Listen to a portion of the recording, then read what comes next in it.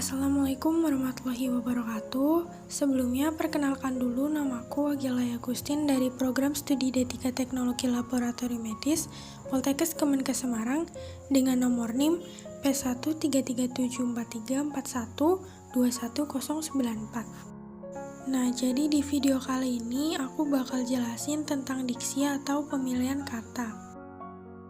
Nah, yang pertama ada pengertian diksi.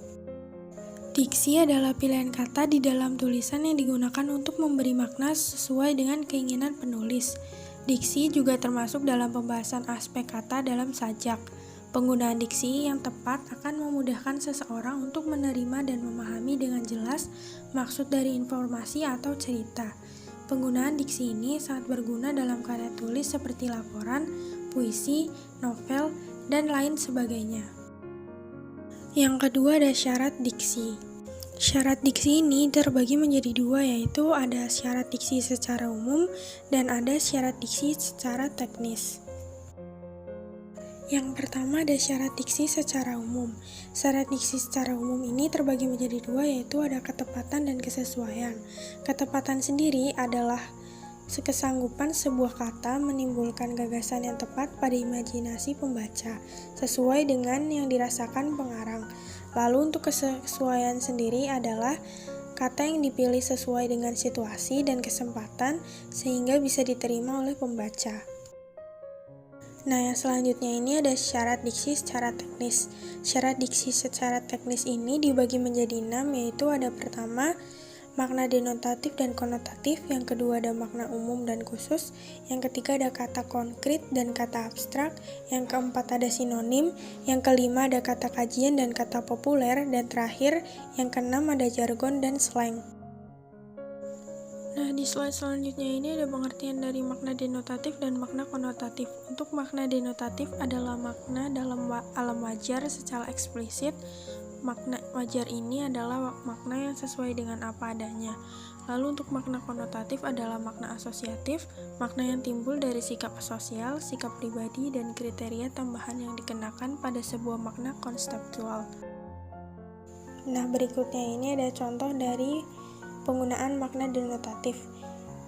Untuk makna denotatif sendiri ada Jisung meletakkan makanan di meja hijau, Jaemin membantu Renjun menggulung tikar usai acara keluarga, lalu ada Jeno menyembelih kambing hitam. Untuk makna konotatif ada Mark anak yang ringan tangan dan baik, Chonlo merupakan anak emas dalam keluarganya, lalu ada Hechan membawa kasus pembegalan ke meja hijau. Selanjutnya ada pengertian dari makna umum dan makna khusus.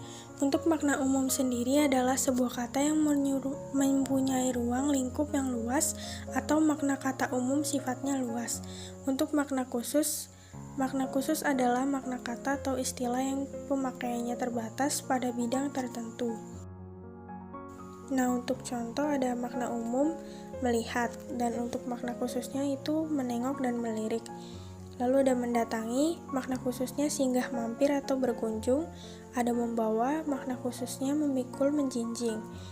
Lalu ada makna umum menetap, makna khususnya ada menghuni dan bersarang. Yang selanjutnya ada pengertian dari kata konkret dan kata abstrak. Kata konkret adalah kata yang memiliki makna acuan objek yang bisa dilihat, dirasakan, didengar, dan dicium oleh panca indera. Lalu untuk kata abstrak sendiri adalah kata yang tidak berwujud atau tidak berbentuk, atau sering juga diartikan sebagai kata yang mempunyai acuan berupa pengertian atau teori konsep. Contoh dari kata konkret dan abstrak ada dari kata konkret ada bapak, ibu, gitar, baju, dan pesawat terbang. Lalu untuk kata abstrak ada indah, bagus, semangat, bebas, dan cinta. Selanjutnya ada pengertian dari sinonim.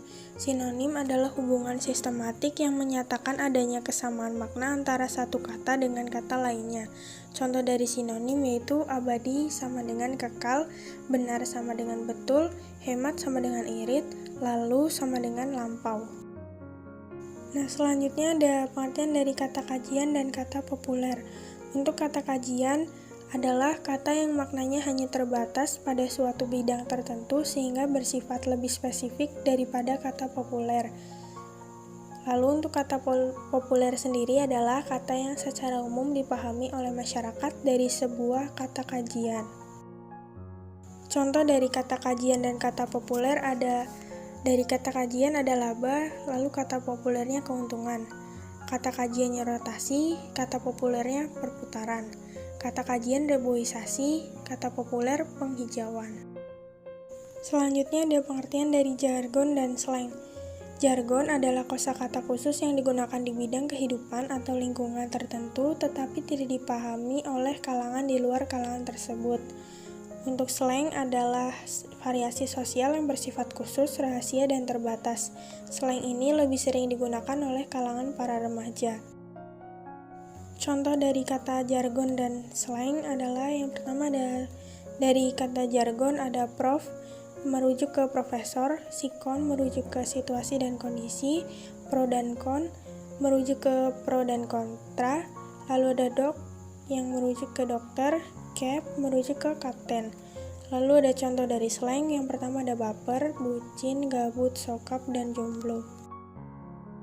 Sekian video pembelajaran diksi dari aku. Apabila ada tutur kata yang salah, mohon dimaafkan. Wabillahi taufiq walhidayah. Wassalamualaikum warahmatullahi wabarakatuh.